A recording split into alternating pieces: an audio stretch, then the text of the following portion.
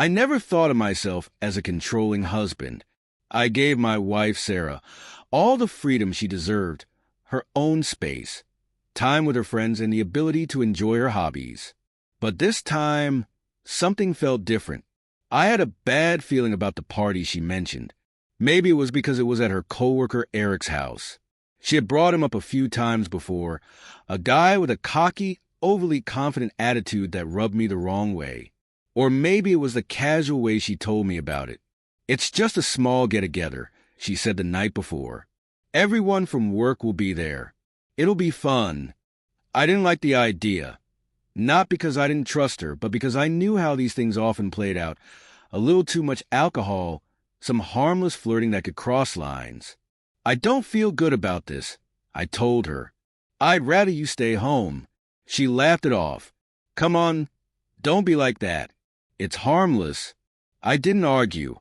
I just nodded and said, do what you want. That was my way of letting her know I wasn't going to beg her to stay. When the night came, she dressed up in a way she hadn't in a long time. A tight dress, flawless makeup, and an extra touch of perfume. It was clear she had already made her decision. She kissed me on the cheek before leaving, as if that gesture would make everything okay. I watched her walk out the door, knowing I wouldn't be hearing from her for the rest of the night. I didn't call or text her. I didn't check her location. I just disappeared from her world. When she came home, I was already in bed pretending to be asleep. She slid under the covers beside me, but I didn't move or acknowledge her. The next morning, she woke up later than usual, probably hungover. I got up, showered, and made breakfast just for myself. No coffee or plate set out for her, as I usually did. When she walked into the kitchen, looking tired, her voice was hesitant. "Morning," she said softly. I didn't respond. She shifted uncomfortably. "Are you mad?" I picked up my plate and walked to the living room without a word. Her expression changed. "Are you seriously ignoring me?" At first, she acted like it didn't bother her. She made her own coffee, scrolled through her phone, and tried to pretend everything was normal. By noon, her composure started to crack. She came into the living room and sat across from me. "Okay, this is ridiculous. Talk to me." I stayed silent. She sighed and ran her fingers through her hair. "Look, I know you weren't happy about last night, but everything was fine. Nothing happened." I finally looked at her. "I wouldn't know. I wasn't there." She flinched. "What's that supposed to mean?" I shrugged. "It means you did what you wanted, and now I'm doing what I want." Her confidence faltered, which is what?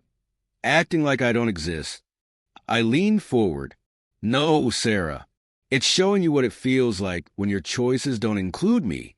That struck a nerve. For the rest of the day, she tried to win me over, small talk, little jokes, even an attempt at cuddling. But I stayed distant. By evening, her frustration turned into guilt. She sat beside me, quieter this time. "I don't like this," she admitted. I turned to her. "Neither did I last night." She looked down. "I get it." I waited. She took a deep breath. "I should have listened to you." Finally, we were getting somewhere. Later that night, as we lay in bed, she opened up. At first, she said everything was fine, drinks, laughter, music. But then Eric, the coworker I had warned her about, got too friendly. He kept trying to get me to dance with him, she confessed. At first, I thought he was joking, but then he got pushy. My jaw tightened. "Did he touch you?" She hesitated, not in a serious way, just his hands on my waist, pulling me close. I moved away, but he wouldn't stop. I had to get one of my friends to step in. My fists clenched. "And now you see why I didn't want you to go." She nodded. I should have listened. The room fell silent. Finally, she whispered, "Are we okay?" I exhaled. "I don't know." "Are we?" She reached for my hand. "I made a mistake, and I'm sorry." For the first time in 24 hours, I squeezed her hand back. The next day, her behavior changed. She didn't text her coworkers or laugh at their group chat messages. She stayed close to me, making sure I knew she was choosing us. When Eric sent her a "had fun last night" message, she showed it to me and then blocked him. Did I forgive her? Yes.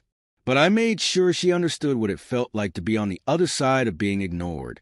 She never made that mistake again, and I never had to go silent again.